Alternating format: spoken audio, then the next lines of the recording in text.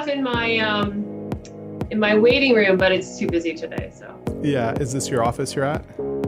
Yeah. yeah. It's very boring in the background, but Yeah. No, it looks fine. That looks fine.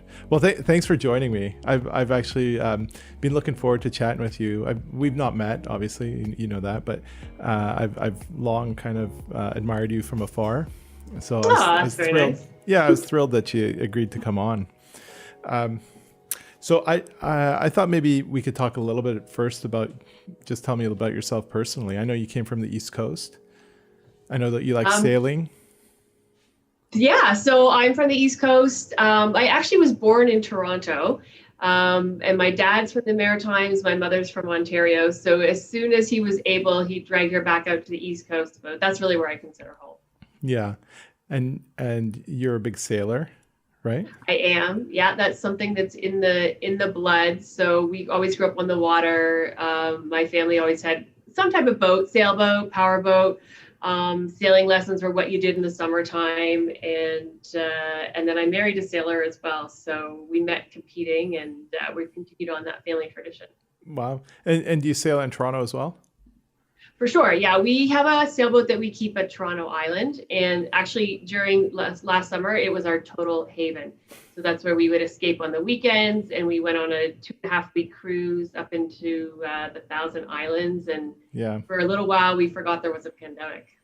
Yeah, it's funny how you can do that in downtown Toronto. You've got kind of the harbor there, and you actually can Yeah. do quite a bit of waterfront activities there. You wouldn't Yeah. think it being downtown, but and you and I actually graduated the same year from residency. You're 2007. I graduated 2007. Okay, great. You stayed in Toronto, obviously. You open up your practice. Did you open up your practice in Toronto? It's Compass Dermatology, but did you open that up right away, or were you somewhere else before? No, so I worked at two different offices, one which was with Dr. Scott Nikki Grant. And sorry, she just goes by Dr. Scott Nikki now.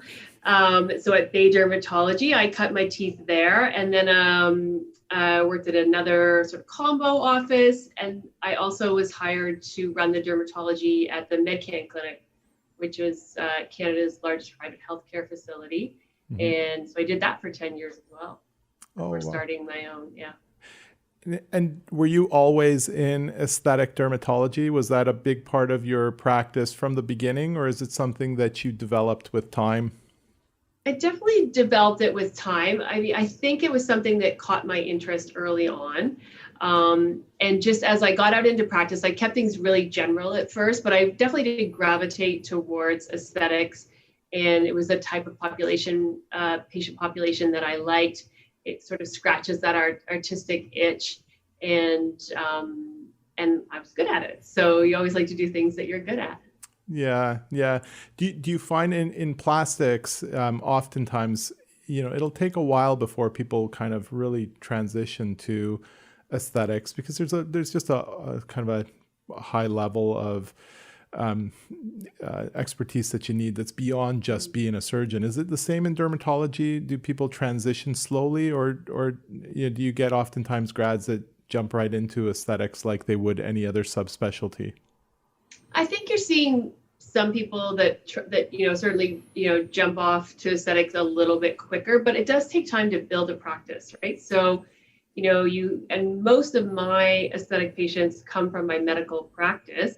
And so that was just that slow build. But I don't know. I think it's nice to have a mix of both. And I think that's still what most dermatologists do. Yeah. So what would you say that you do a lot of now aesthetically? What would be the bulk of your practice?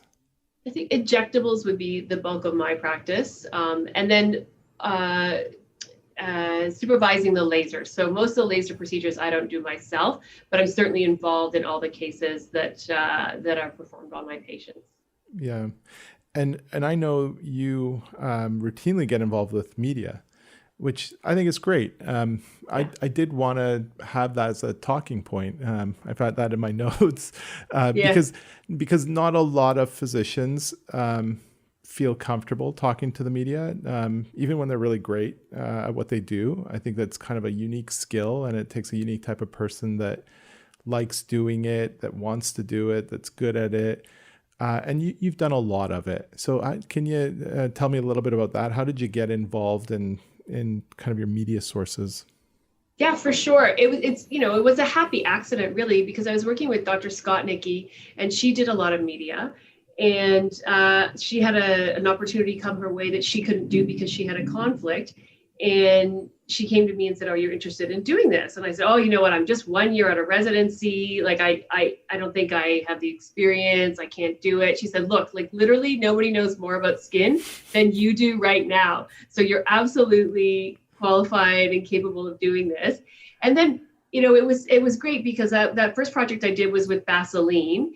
And so it was very, is really a core product that we use in dermatology, and one that it was just, it was about dry skin and eczema. So it was something very easy to get behind, and a brand that I didn't have any questions about. And then when I looked back in my life, I was in student politics years and years ago, and actually had some media training. So I kind of forgot about that other part of my life, and it all sort of came together. So I wouldn't say that I was keen to be in media, but then once I did the first project, then, people will find you when they Google, or they'll see you, and then it just sort of keeps coming your way. And I have a good rapport with, I can work well with the corporations, know what they want and need. And then just on straight media that's not brand related, I know a lot of the players in, that are in the magazines and television and things like that.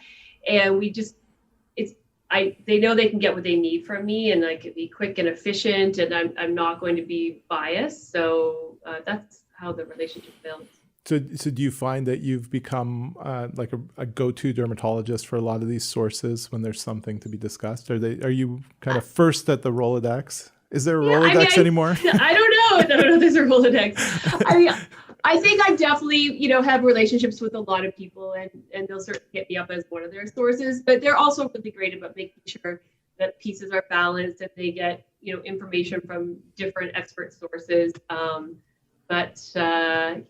probably do 3 or 4 interviews a week for various sources. So Yeah. I consider that part of my educational offerings. I teach residents, but I consider that as an important part of teaching the public. Is getting the actual experts like plastic surgeons, dermatologists to be the ones speaking about the things that we do and that we trained in. Yeah, that's a really interesting point, that you view it as an educational thing, because you're educating the public. And like I said, it always amazed me that people weren't more interested in doing so. I mean, I even find with this, we have a hard time kind of getting people to convince to come on. Oh, really? Yeah. And I think people are nervous, even really people who are experts. You'd consider them an expert. And I think deep down, a lot of physicians are nervous about kind of talking in the open and being putting forth opinions and comments that they're not sure how they'll be viewed. And they view it from that perspective, as opposed to what you just said, which is you are educating just like you would educate residents, or just like you would educate at a conference, or your patients in the room. Yeah, like every patient encounter is an educational event, and Right. So you're doing that constantly. But I don't think people kind of view it as such. But so do you view that there are certain gaps in the public knowledge when it comes to? We're going to talk about aesthetics, but I really mean aesthetic dermatology that you try to fill in, or how do you go about deciding how to discuss things with the public? Yeah, it depends on what the topic of the day is. And sometimes it's something very serious. We're talking about side effects that can happen with certain procedures. Sometimes it's a light and fluffy Hollywood story. So it really depends on what the news outlet has in mind. I don't tend to push my own stories as much. It's more things that come to me. But gaps, I think a big gap, you'll probably agree, is, who are the people? How do you differentiate experts from non-experts? Yeah. Right. So, and I think that is a quagmire that I don't know if we're ever going to get people to solve, because if you read some people's websites, they're credentialing, and you and I would know that what's on there, it doesn't hold water. It's like, it's fluffy credentials that don't mean anything. So I think it's really hard for the public to know who to go to. So that's one of the things I do try to educate on, is questions to ask and how to know if you're at the right office. Sometimes it's just simple things like the lay public doesn't know the difference between Botox and fillers. Yeah. They'll say, "Oh, that person has so much Botox in their face; it's all puffy." You're like, "No, no, no, that's not what's going on there." But Yeah, I mean, so do you think that's important? I mean, I know, and you're right. I mean, in the aesthetic world, educating the public is really important in terms of who they're going to see, who their providers are. Um, is this an issue that is at the forefront of the public's consciousness? Do you think the average person in the public? I think it should be. Yeah. Yeah, I don't know. I think also, what's too much and going too far. So I think we always play this dance between knowing that you need experts to perform these procedures, yet you don't want to make it so intimidating that people are scared to go and, dabble in some of these procedures. So I think that's a balance between assuring the public, but having them have a healthy fear so that they actually seek the experts. Yeah, and certainly aesthetics has become so much more accessible over the past number of years. I've said this on a number of the previous podcasts that a lot of that has been social media. It's made it accessible, made it kind of not as intimidating.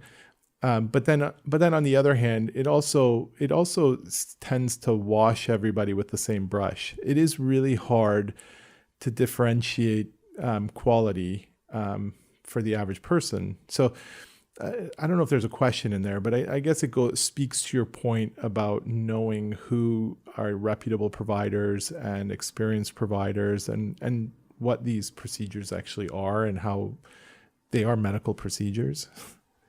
Right. Yeah, I think that's important because I think, it's become so commonplace, and particularly through social media, that people will equate them to getting their hair dyed or their eyebrows waxed. And certainly we know that the consequences if things go wrong can be much more significant. Again, it goes back to that balance between you wanting people to feel that they can come and ask questions and be, comforted in the fact that there is a lot of expertise out there, but then still keeping a bit of an eye open to make sure they get to the right people. I think it's a hard balance, and I think it's very hard for the public to sort out. Yeah, I mean, let's maybe talk about or explore that with regards to dermatology, because I think if there's one area that has, from my perspective, really exploded over the past year or two, it's dermatology / skincare. And I mean, it's really, it's on the one hand, it's good. I think the education that you see out there to the average person about the importance of skincare is really unbelievable. I mean, really, it's high level stuff compared to what people knew even 5 years ago. Yeah. But then again, on the other hand, it really, what do you think about that? Is it a good thing to have this accessible, or is it almost too watered down in terms of what people are getting with their skincare? Is it too accessible, I guess? I don't think it's too accessible. I think there's a lot of noise out there. So again, it's very hard for people to tease out what's hype and what's real. On the other hand, the products are getting so much better that there's a lot more active ingredients, and the prices are going down. So those again are accessible for people, which is nice. People are much more passionate about skincare because they do see that some of these products can make significant differences, where before you would only think a laser or injectable or plastic surgery could do that. And I love the fact that younger people are getting into skincare, because it's always a struggle when someone sort of comes to the realization at 40 that they haven't been looking after their skin. And then now we're trying to reverse, 40 years of not wearing sunscreen, not having a retinol in your skincare routine, using, rubbing alcohol on your face at night, whatever, it would be sleeping in your makeup, all these sins. Yeah. So I love it when a 20-year-old comes to me, or, someone in their 20s and says, okay, what can I do now to be preventative? That's a great conversation to have. Yeah. So how do you go about deciding what skincare regimen is good for someone? How do you assess that? Yeah, so we'll look at if they have underlying issues. Do they have pigmentation issues? Do they have acne, rosacea? they have scarring from old acne, and we might focus our active ingredients on targeting those. And yeah, we look at budget for the patient, and I also just look at like how complicated do you want it to be. There are people who really love an intense 10-step routine. I am not one of those people. So I try to gauge that and what their level of effort is that they want to put in. Mhm. And then we'll work on it. We'll make something for them that works, and then I'll say, let's just try these things. We'll switch these products out for what you have, and then we'll slowly sort of keep adjusting as we go. And it'll change by the season. It will change with different periods in their life. They're pregnant, they're not pregnant, they're working more indoors like people are right now, or it's summertime and they're outside doing outdoor activities. So it's a constantly evolving thing, but it's fun. You kind of have to be like a little chemist, And what about brands? Like, the market's so flooded with different skincare brands. We like to think there are some differences between them, but in reality, there's a lot of good ones. So do you think that there's a lot, do you think by and large they're interchangeable, or how do you do it in your practice? Do you have a bunch of different companies that you use, or do you stick with a few? Yeah, so we have a pretty curated, skincare wall in our office of, brands that we believe in and things that we try to make sure that each brand that we have is bringing something different to the table. So it could be a star product that they have, and only they have something like that. We have some products that tend to skew a little bit more towards natural, organic, because we have some people that really prefer that. Mm-hmm. And but then I'll also recommend drugstore, Costco brands to my patients as well. So again, if they're just starting out and to spend $600 on a skincare routine is too much, I'll say, go out and purchase this drugstore brand for your cleanser and your moisturizer. Let's spend some money on, say, the vitamin C serum, because I think that's where you're going to get the most benefit. And then maybe instead of them buying an over-the-counter retinol, I'll prescribe them a tretinoin. So there's lots of ways to deal with it. I don't know if I really answered your question, but I mean, the thing is, like, a lot of it is marketing, right? So it's very hard, again, for patients to sort through the marketing. It's compelling. I mean, there's a reason why marketers do well. Yeah, I mean, you're right. They're marketed well. They look great. A lot of these products look great, but they are everywhere. I mean, it's amazing to me how, I'm not sure if it used to be there's a pretty clear distinction between medical grade and non-medical grade, but I'm not sure if there's such a clear distinction anymore, because you can get a lot of products over the counter at drugstores, at accessible places. And in fact, there's online shops that you can get a lot of these things without a physician being involved as well. So I don't know how the average person would decide what they wanted to be on without someone guiding them through the process. Yeah, I mean, people do a lot of their own research. There's a lot of information on the website. Some is good, some is on the web in general. Some is good, some is bad. I think one way you can decipher medical grade versus non is, one of the things I tell my patients is to don't look at the front of the bottle, look at the back of the bottle. So if you're going to purchase something, for example, I always go back to vitamin C. If you're going to purchase something and you want vitamin C, you want it to be between 10 and 15%, and the bottle has to say that percentage on it, because if not, then clearly you're not getting that percentage. So the medical grades tend to call it percentages and numbers, I think, a little bit more than some of the Me Too products that you would get, at the drugstore. Yeah. Yeah. The other interesting thing I find about the whole evolution of skincare and skincare marketing is that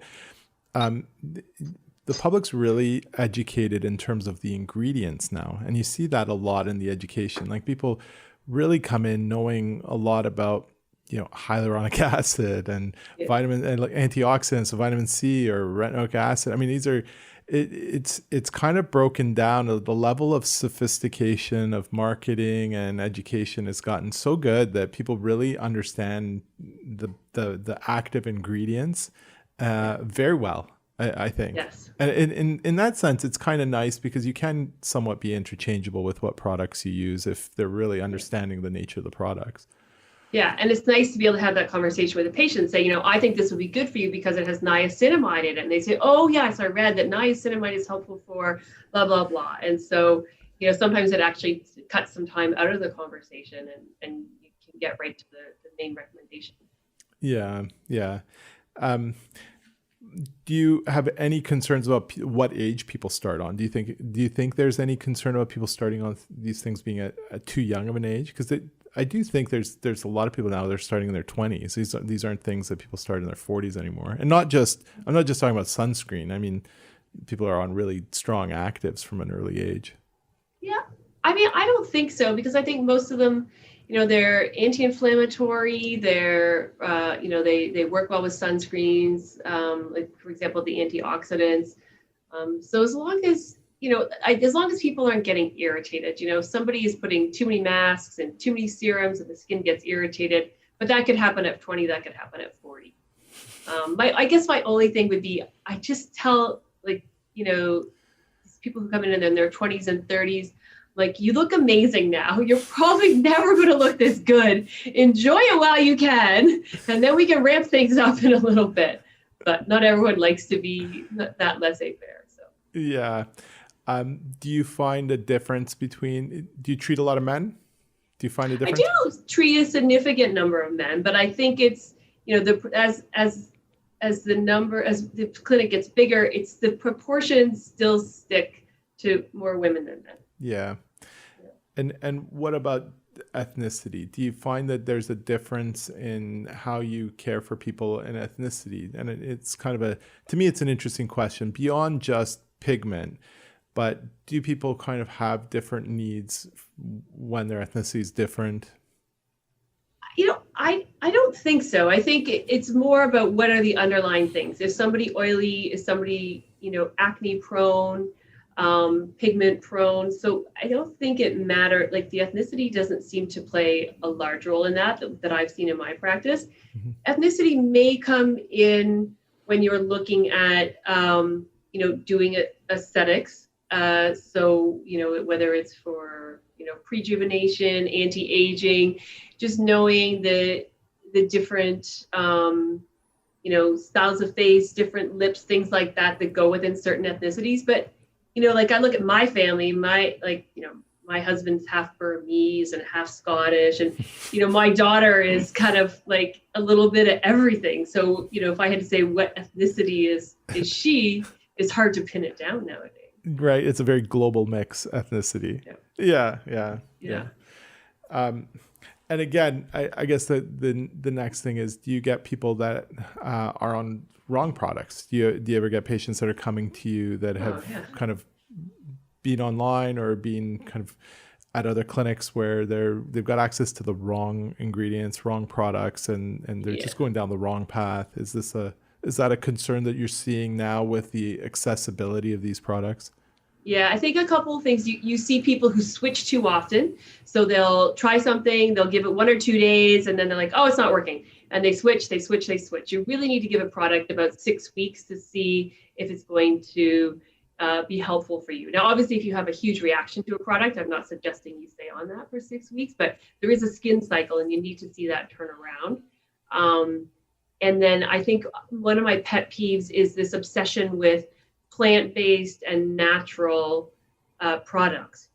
Poison ivy is a plant. Arsenic is natural. It doesn't necessarily mean that they belong in or on our bodies. And I think there's a lot of companies that do what's called greenwashing, where they're organic, natural, and they're full of plants and essential oils, and those can be extremely irritating to the skin. So patients just keep adding on, and they get into a huge spiral of very reactive skin. So sometimes it's about putting them on a diet with their skincare, paring it all back, and then slowly adding things back in. Yeah. What about pigment? Do you treat much in the way of pigment? I love treating melasma. Mm-hmm. It's one of the things I'm passionate about.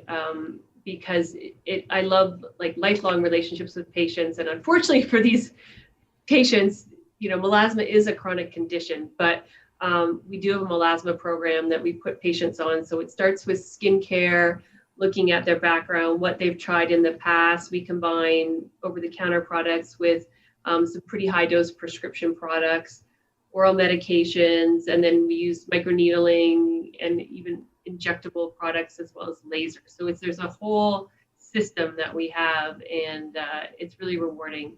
Yeah. Interestingly enough, melasma has been done well during the pandemic because people are under masks and they're not going on vacation. They're not getting a lot of sun Right. to aggravate. Yeah.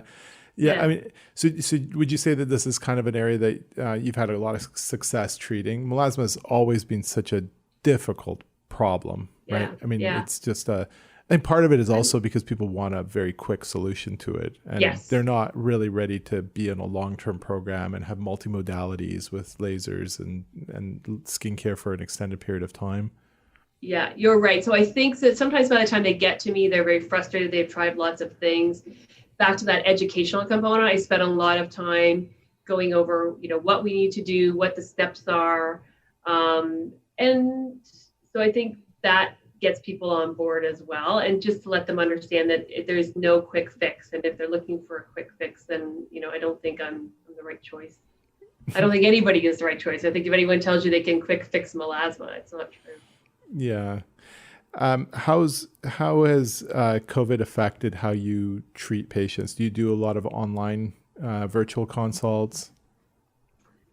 At the beginning when we were doing online, but as a dermatologist, I still really, I like to see it with my own eyes. I use a dermatoscope a lot to look at things, like to touch and feel. So, we have spaced things out. Appointments are longer, but if I can get people into the office, that's still my preference. Follow-ups and things like that, I'm happy to do over the phone, and people send me photos. I do a lot of telemedicine as well. So I'm used to, to dealing with photos, but that's usually, a provider to provider. So it is slightly more challenging to be physician to patient. Yeah. Yeah. I'm with you. I'm not crazy about it. I didn't quite like it. Not that I do a lot of it, but particularly during the first lockdown, we tried to do a fair bit of online consultations, but then you get into problems with not having like a high enough definition camera that's looking at someone's face or their skin so that you can actually see what they're complaining about. It kind of, when you're looking, like even right now, when you're looking through a computer camera, it just washes out. You can't really tell. And it's 2D, right? You can't see. And so I just found, I'm sure you found the same, they'd have to come in and you just end up doing the consultation all over again. You do. That's right. Yeah. Yeah. It is it works well if you're just educating. I think if you're just kind of talking about topics in a general sense, I think it's very difficult to be specific. I don't think the technology is that accessible yet to be able to do that. And I like to lift and, move people's tissue and I really get in there. So I can't do that on a camera. You talked about in a recent article about the Zoom boom. Can you describe what that is? It's such a cool name, the Zoom boom. I like that. The Zoom boom. So the Zoom boom is that when we came out of the first lockdown in end of May, beginning of June, you had people who had just spent 2.5 months all of a sudden transitioning to Zoom calls, Skype, iPhones, whatever it was. And they are now spending hours on hours looking at themselves, and not just looking at a straight picture of themselves, looking at themselves in animation. They can see when they're frustrated. They can see when the camera's looking down, looking up. And I think there was a study out of Harvard. There's a great researcher, Nancy Etkoff, and she writes on the science of beauty and why beauty matters. And she spoke about a study that they tracked what you looked at when you were on a Zoom call, and 80-90% of the time you're looking at your own image. Yeah, I believe that. Yeah. Yeah.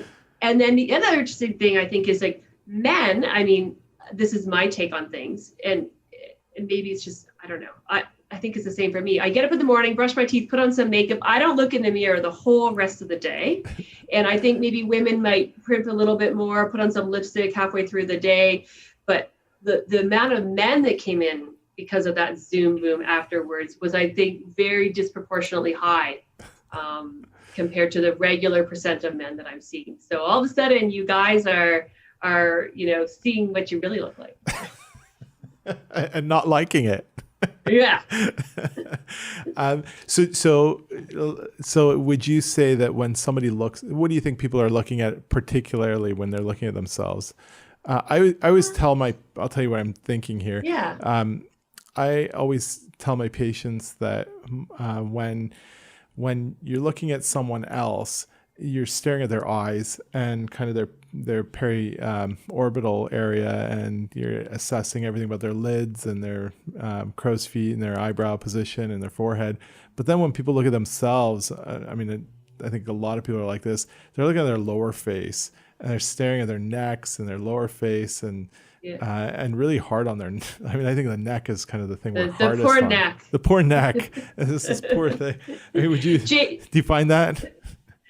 I think so. I think you're right. People look at eyes, they look at the mouth when they're chatting with people. The other thing that everybody else sees that we don't see is you don't have a conversation. Like you and I are having a conversation literally face to face right now, virtually face to face, I guess. Yeah. But usually when you're talking to someone, you're in a group, you're around a table, you're at a party, and you don't usually go right straight face to face with people. So most people we see ourselves from the profile and from the oblique, right? Right. So that front on picture is not what most of the world sees. So people start obsessing about symmetry, this side versus that side. And for the most part, I don't think that the other people are assessing that. I think when we look at ourselves, we'll hone in on like one individual feature, like it's a line or it's the neck, it's a wrinkle or a brown spot. But really, when I do assessments on patients, I try to zoom out. I learned this actually from great dermatologist, Dr. Vince Bertucci, is he kind of, in his mind, almost blurs the patient, takes a look, and really assesses the overall shape and balance of the face first, and then we'll start honing in on features. Yeah, that's a great. It's hard to do for yourself. Yeah, that's right. You're right. You tend to just hone in that one thing that bugs you about yourself more than anything else, as opposed to taking a step back. What do you find people come in asking a lot for, or what kind of treatments are they requesting? I think lower face, as you said, it is one that people tend to focus on a lot. Still the classic nasolabial fold, which then, requires education to sort of back up and talk to people about, where does that fold, because this is the nasolabial fold for people who aren't doctors, but, where does that come from? Why do we have that? And to steer them away from just simply, okay, we erase that line and you're going to look better. So it's just about, the whole look. People will come in for Botox for particular lines, but then again, I like to re-educate about it. It's not just about the lines, it's about balancing the pulleys and the levers on the face and giving you, arrested appearance. I don't want to just like zap out that one line. Yeah. That's not really going to make you happy. Yeah, I agree with that. It's kind of, you don't want to be chasing just one wrinkle. I think it goes back to your earlier point about taking a global approach to a whole face. Yeah. But you were talking to me earlier when we were discussing this, that you're finding that thread lifting is a big thing. And I find that interesting. I think that to me is a trend that's going to take off in the next little while. And it's funny because it was around, it's not new. It's been around for a long time, but it does seem like it's kind of having a resurgence. How do you find well, it was just, I think it was in Canada and then they got pulled off the market and then they, revamped the threads. It's been in the US for a couple of years. It just became approved in Canada. The one brand that is approved, which is the Silhouette Instalift. I think the approval came in around, I want to say like March or April, like for this poor company, like right in the middle of the shutdown. You can get a lot of threads in Canada, but they're not approved. So this is the only one that's Health Canada approved. So that's the only one that I would do. It's interesting. I think again, it goes back to education. People have to understand, like when I do a thread lift and you do a facelift, you know, that's not the same thing. Right. Right. So it's educating people, you know, what kind of improvement they're going to get. But it is great because there's some people that have great volume and they just need that little bit of lift. I think thread lifts can be great for that. Yeah. So where is it filling? What niche is it filling in your practice? So I think it's for lift when you don't need volume. I think necks are going to be an important area that we can treat for people who just aren't quite ready for a neck lift or just aren't interested in surgery. You know, it's a little bit like injectable Sculptra, at least in the upper face, and I love Sculptra because you know you can vector a bit with Sculptra and get some of that lift, and then you get a little bit of volume, and I think skin improvement as well. So I think it has its place. Time will tell. Yeah, I'm excited to see where that goes, to be quite honest. I think the filler market has probably reached its max. I think there is almost kind of a tendency now to go kind of have people get overfilled because it's so accessible, and it seems to be a kind of an answer to every problem these days, and I think I don't necessarily think that's good, and I think threads could potentially get people to move away from kind of the overfilled face look. So I think it's a great new trend actually. I mean I'm excited to see how it changes things long term and where it ultimately. How do you feel about non-surgeons doing threads? Well, I mean, I think all of these things are surgical procedures. They're just minor surgical procedures, first off. Absolutely. And I do get nervous about how casual we have all become about all of these procedures. And I think you alluded to that earlier, that they are so accessible that we're very, very casual. We're thinking that these things are like getting a cut and a color, haircut and color. And they're not. They have real consequences. They are minor surgical procedures. They can be done poorly. And to be honest, they cost a lot of money. So you kind of, if you're paying a lot of money, you're hopefully getting it done by somebody who knows what they're doing and can kind of manage it properly. So I don't know. I'm not sure that there's an easy answer to that. I think it comes down to how good the person is and how much experience they've had. But there are a lot of non-physicians that this has become open to, and I think that's a little bit of a concern for sure. Yeah, I think so. I mean, when we do it in our office, we definitely treat it as a procedure. Everything is sterile. It's you know, in terms of, it's the highest level that we do. Everything else we do clean. You know, in terms of gloves and things, this is sterile fields, sterile gloves, sterile towels.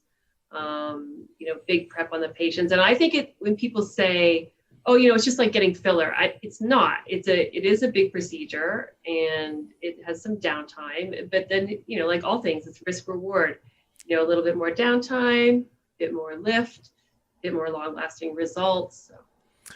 Yeah, and as you say, there are different types of threads out there, and there's only one of them that's Health Canada approved, but there's a bunch of them that are FDA approved, and they're very different. They are very different. Yeah, they're like the PDO threads. Yeah, they're very different. And the other thing I think is that we have to stay aware of is that there are, you know, some of these things can have long-term effects, and they can kind of linger around and come back. And for instance, I'll use the example of fillers, like large volume filler augmentation. It shouldn't necessarily be such a casual thing because it can have long-term consequences. And I certainly see patients, not a lot, but the occasional patient who has things like recurrent swelling, you know, and doesn't know what to do about it, or doesn't kind of recognize why it's there. And this could be years after the fact, or they get granulomas, or they get, you know, this or that. And so I just think we can't be so casual about these things. Yeah, for sure. I mean, they're definitely there definitely are risks. And that's one of the things that I always go over with my patients. I say, look, I'm going to tell you the scariest things so that so that you're not going to go home and read about the internet and then wonder why I didn't tell you. So I want to tell you everything. So, I'm being completely truthful about you, but then I'll tell you my experience over the years, how often we see this. I treat a lot of other people's patients when they run into problems, and I've held a lot of hands through these procedures. And, thankfully, everyone's gotten through it, right? Yeah. But I think it's important that people know what's out there and that it isn't just a color and a cut. Yeah, exactly. And it should be done in the grand scheme, like in the global sense of managing someone's aesthetics long term, and not just kind of one-off procedures, which I think happens a lot. And that's absolutely part of what. That's a great point. Yeah. But I think that kind of the filler thing is, I see it a lot. I see kind of people having large volumes. And there was an article in the PRS journal Plastic Reconstructive Surgery last month where patients had MRIs years after having filler, and you could see there's still filler in them. Even I think one of the patients was over 10 years after having had. And so I think these are kind of things that, like I said, I mean, they're just not to be taken casually. Like they're just kind of should be managed. They should be managed in a long-term place where, that's reputable. And for sure. And we see that clinically though, like patients will say, how long does this last? And I'll say, what if you do, like it could be a disadvantage or advantage, because I'll tell patients, if you just top things up a little bit, I do think that some of the newer filler kind of grabs onto the old and almost renews it a little bit. And that's maybe what we're seeing in that PRS article. Yeah. And I saw it, there was a discussion about the Moderna vaccine. I had a note about that, and I know you have talked about that. What did you think about the incidence of swelling after the COVID vaccine? That's probably, I think there was only 3 patients in those trials that had facial swelling after filler injections and having the vaccine. Is that right? Yeah. Did you? So I think there's a couple things. Yeah, there was 3. But those are 3 patients who swelled that we know had filler. How many patients had the vaccine and had filler and didn't swell? So you don't know what the denominator is on that. It's not totally unexpected. We see people whose fillers will swell if they have a common cold, they have their teeth cleaned, they get a vaccine. The nice part about all these cases is that they all resolved, usually within days.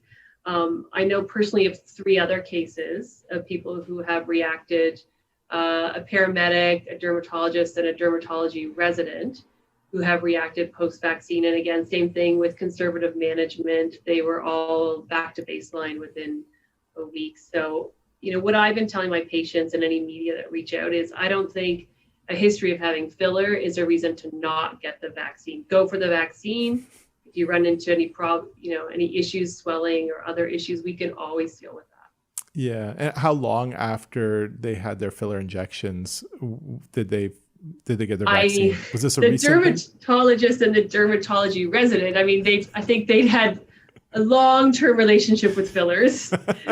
So I don't think it was, right. And I think the same thing with the paramedic, my colleague who did that, I think it was a long-term patient of his. So it wasn't that they were close to each other. But I'm telling my patients 2 weeks before they get their first vaccine, I don't want them to do anything until 2 weeks after their last vaccine if they're doing the two-step vaccine. Yeah. What about energy devices? That's a big thing that you guys do. What energy devices are you excited about in your practice? So we just purchased a laser the beginning of this year, a second one. We had a Cyton laser since we started. So we do fractionated laser, fractionated erbium YAG, broadband light, which is the planet's most powerful IPL. Hero is their new take on BBL or broadband light.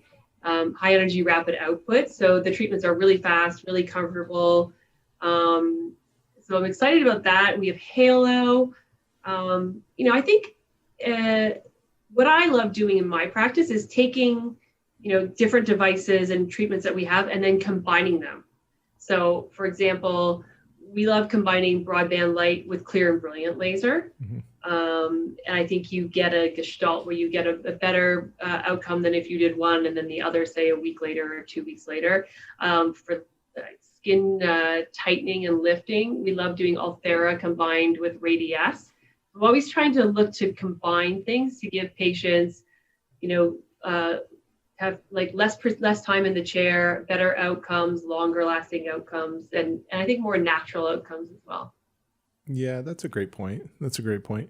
I know you guys have a Emsella chair. How do you? Oh, yeah, we do. Yeah. How do you? The Emsella is from BTL, is their magnetic, electromagnetic field, high intensity electromagnetic field that is used to treat women's urinary incontinence. Great. I thought it was interesting you guys had that. Is that something that you found is popular amongst your patients?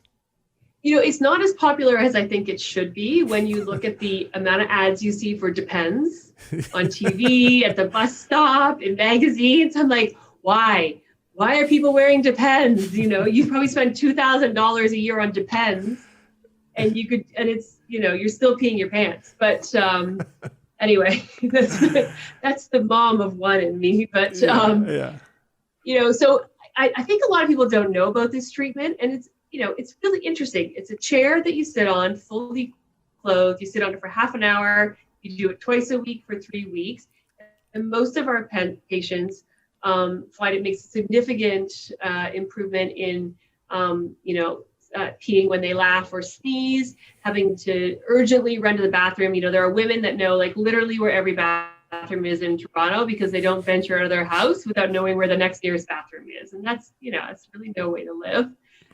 So it's been really great for the patients that have tried it, but it's not something we really advertise, and we wish that more people knew about it. And it's been a bit of a word of mouth. We casually mention it to people, and I have to say it's one of those treatments that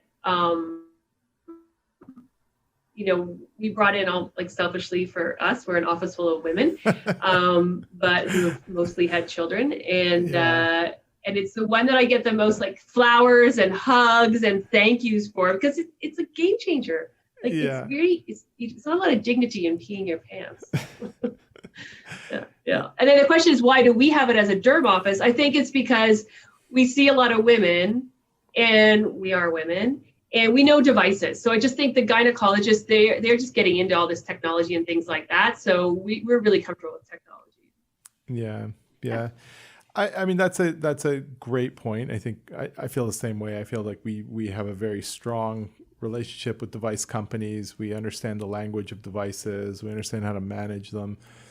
But it kind of crosses over into from the role of a physician into the role of a business manager, and somebody who can manage devices, manage a practice, manage services. And how do you kind of juggle those two kind of roles? Do you enjoy one over the other, or do you think you can't have one without the other? I think you can't have one without the other. I have a partner, another dermatologist, Dr. Sonia Cook. And so that actually has been great for me because we both have different strengths.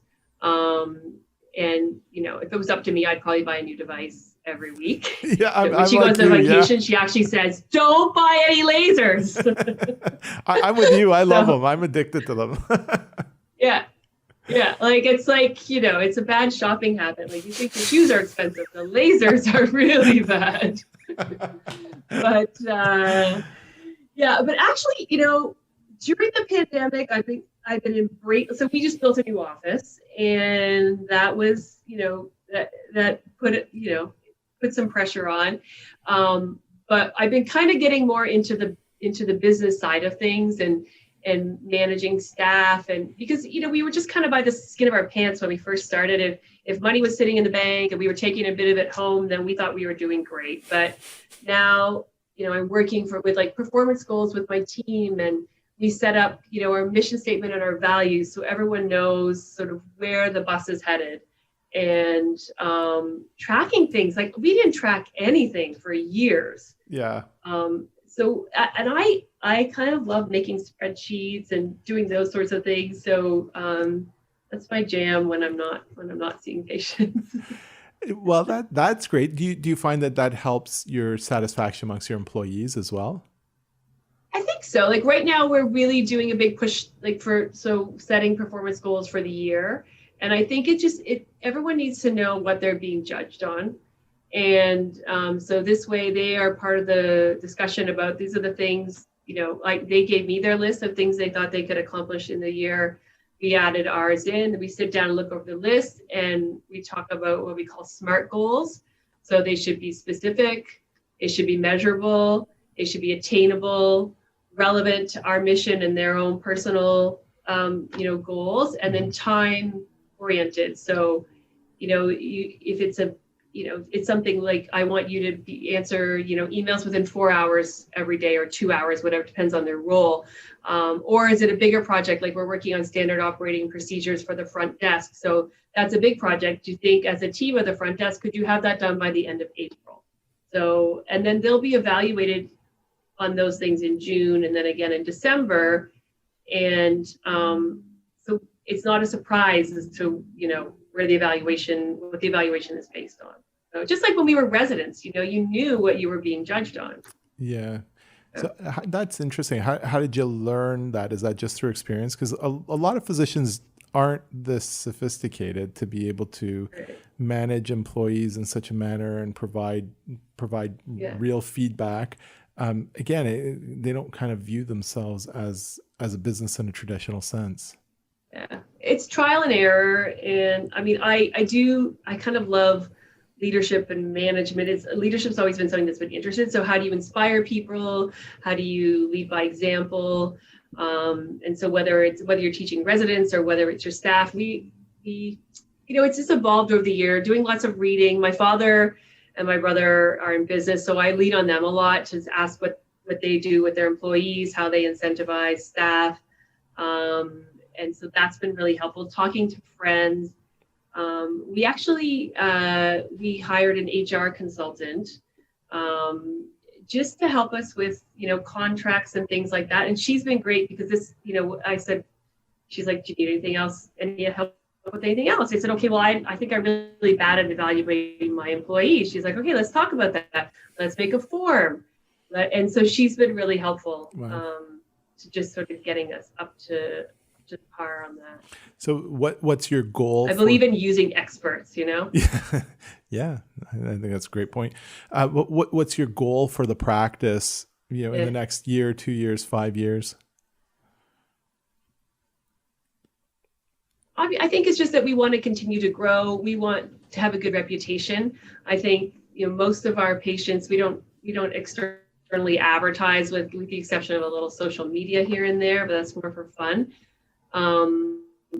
So if we can just keep, growing and keeping a busy practice that are referred from current happy patients, that's my ideal. Mm-hmm. And I think, we want to be known as like the go-to in Toronto. Yeah, that's great. Have you seen the new Ontario guidelines on advertisements for physicians and physician offices? Do you want to discuss that?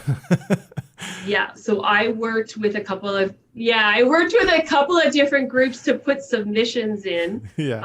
I've been involved in the Canadian Dermatology Association and Dermatology Association of Ontario and Canadian Association of Aesthetic Medicine. Yeah. So there's a lot of people that were looking to get opinions on that. So, I mean, for people who don't know, we're talking about whether physicians previously couldn't use before and after photos in their advertising, right?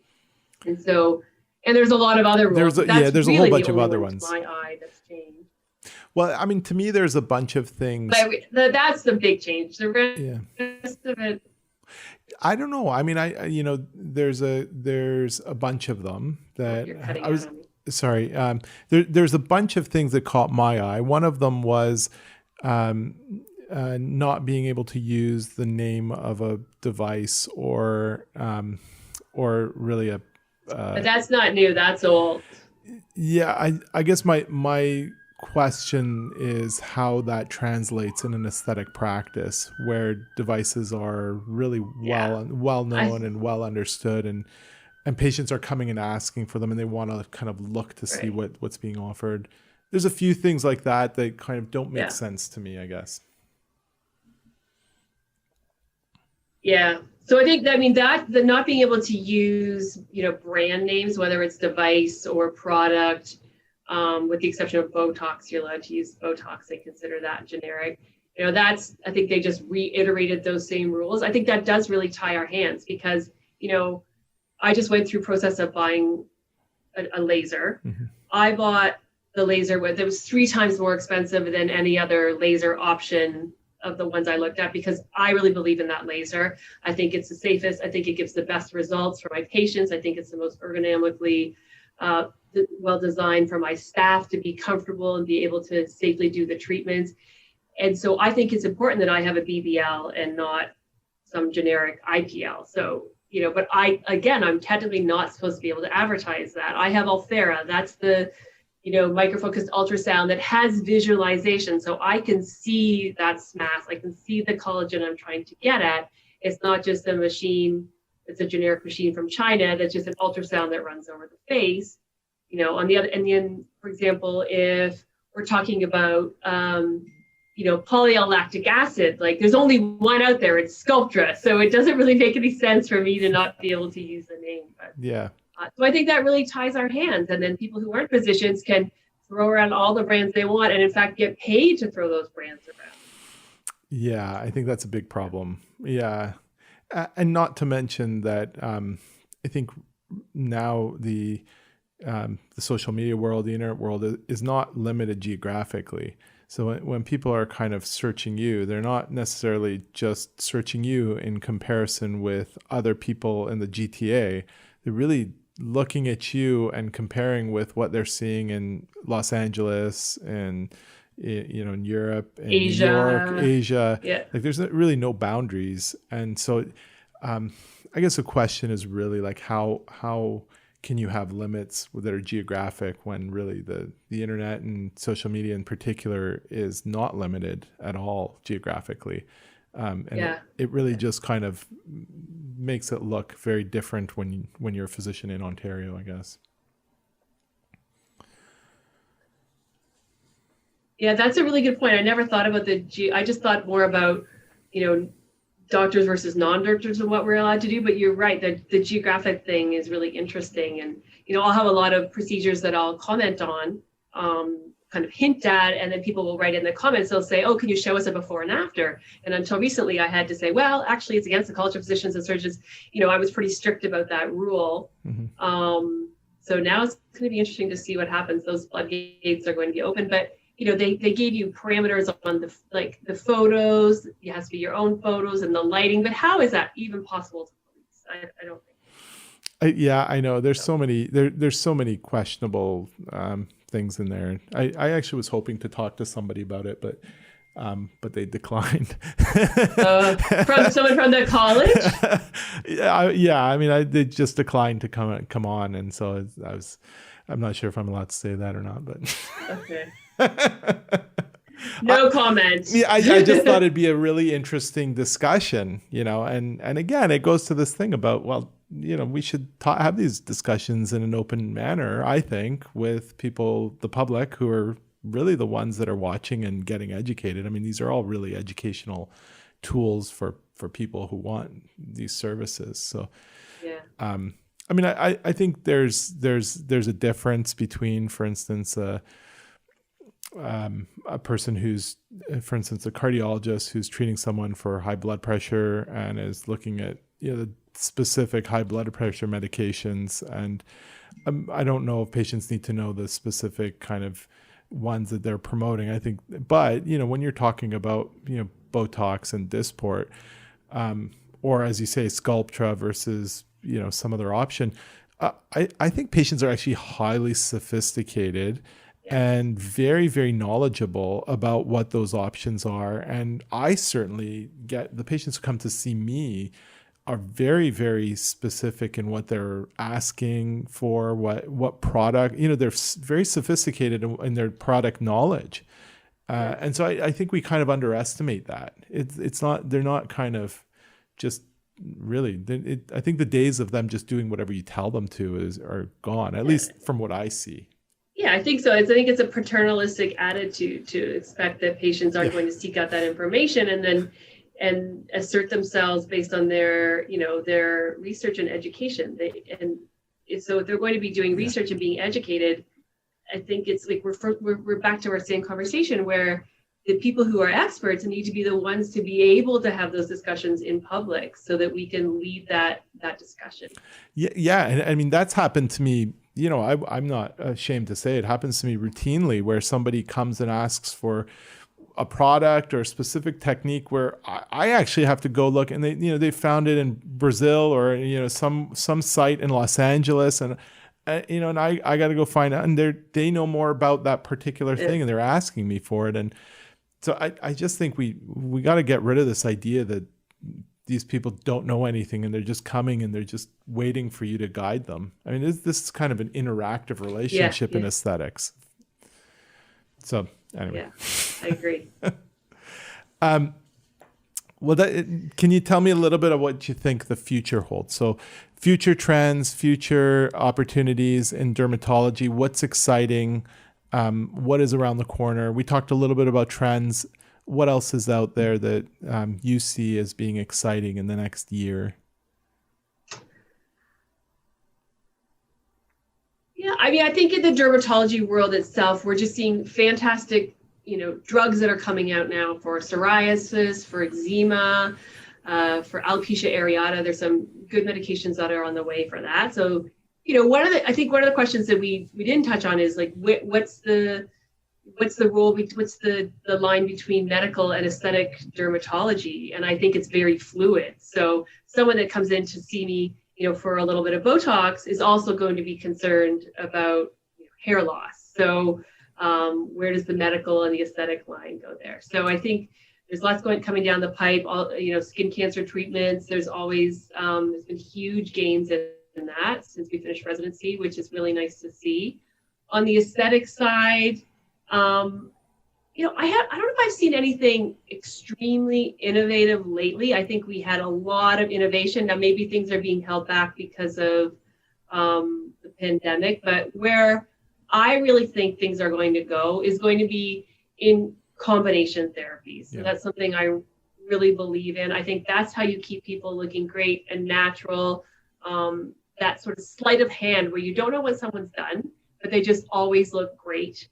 In our practice, one of the things that we're really trying to do is partner with our patients and make a plan. So it isn't just this like buckshot approach, that we kind of know where we're going and we're combining energy-based devices, fillers, Botox, threads, fabulous skincare, and really giving people a plan. So that's more philosophical, like where we think it's going, but that's where I want things to go. I love that. I love combination therapies. I love thinking about kind of multimodality options. I just love that answer. I'm going to finish off with some quick hits, Julia, okay? Okay. So some quick questions for you. What's your favorite sunscreen moisturizer? I know you've talked about moisturizers in the past. My current favorite sunscreen is, it's right on my desk, not promo shot, a Lumiere Clear Shield. Like I sit by my window all day, so I reapply. Great sunscreen, and it gives you this natural dewy glowiness to your skin. So even if I'm not wearing foundation, I look good. Good. And it protects me from the sun. What's the most challenging problem that you treat? Don't tell me melasma. You already talked about that. Yeah, the most challenging problem that I treat. Ooh. It was like maybe the overfilled face, trying to talk people down from that cliff, trying to convince them that I need to dissolve things a little bit, take it slow, and then we work back up. I like that answer too.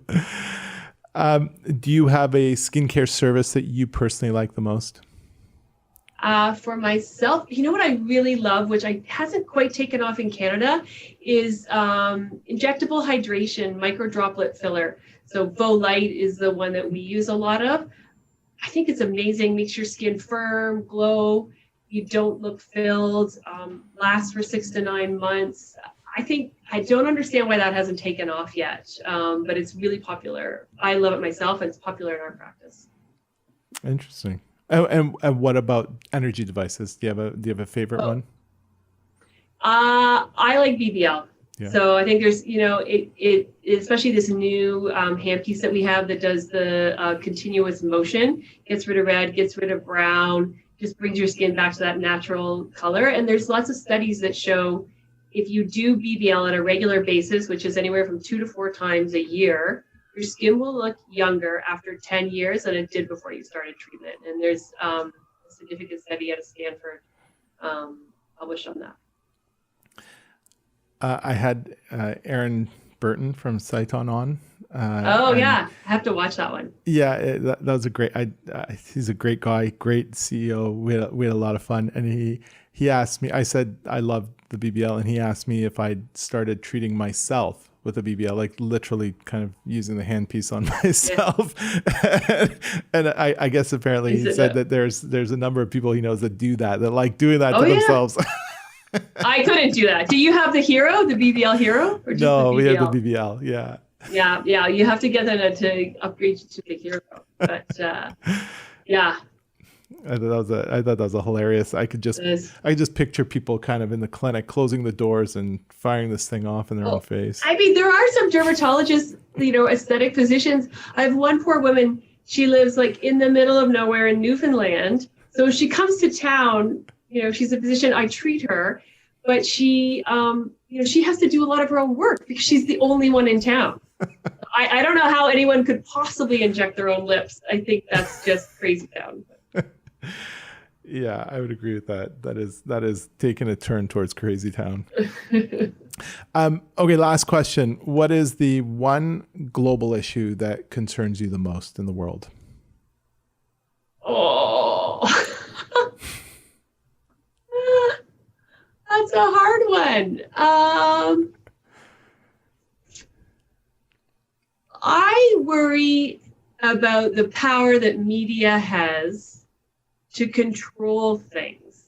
I wonder, how, like, does the tail wag the dog or is the dog wagging the tail? So I'm skeptical, as much as I do a lot of media, I'm skeptical, particularly around politics, the environment, pandemic. I think that media has too much control over what we're being fed, how we're being fed it. The Facebook algorithms, Instagram algorithms. I think you can go, if you're on your computer and you start watching YouTube, you can get sent down this path and it can totally skew your opinion on things. It's like people that only watch Fox News versus people that only watch CNN. And it's just reiterating what you already think and not challenging you to look at things from a different perspective. So I think, media is controlling us more than we think. And I don't think we know the full story of what's going on, whether it's in politics, in medicine, right down to a skincare ingredient. That's pessimistic. No, that's a great answer. And it's a thoughtful thing to kind of bring up. What's in store for you over the next 6 months? Oh, what's in store for me for the next 6 months? Desperately waiting for the boat to get back in the water, hoping for my daughter to go back to school. I think we're just going to keep working on things at the office, on the team, and making us like this, the best, strongest team that we can be, and keeping our patients safe, keeping our patients happy. I don't have any big plans. Maybe I might learn how to play the guitar again. Did you play guitar previously?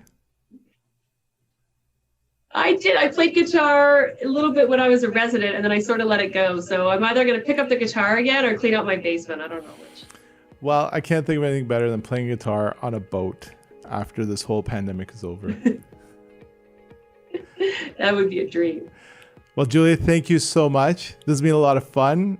I had a blast doing this. Thank you for joining me. Well, great. I hope we get to have this conversation over dinner or drinks in real life sometime. Yes, we Carry definitely on. have to do this in person once this pandemic is over. Okay, thank you so much. Take care. All right. Thanks. Have a great day. Bye-bye.